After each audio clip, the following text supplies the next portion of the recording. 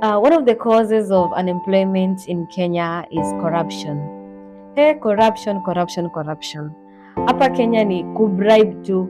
Utapata nyinyi mmeenda kutafuta kazi kama youth, nyote mko na makaratasi and maybe you have the necessary skills, but msee mwingine mwenye hata hana skills, unapata ni mtoto wa minister huko, wamepeana hata 50k ama 100k kwa kampuni ndio ile aandikwe. You can imagine, naye ataandikwa na utaachwa hapo. Poverty is another effect of unemployment. Unaweza pata ushamaliza shule, umegraduate, uko na makaratasi, lakini sasa uko nje unatafuta kazi lakini hujapata.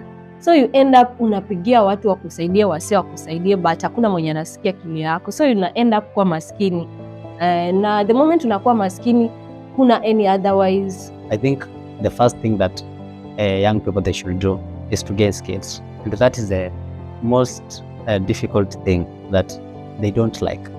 Most of the young people, they don't want to have skills, but unapata wanashinda every day wana seek job opportunity.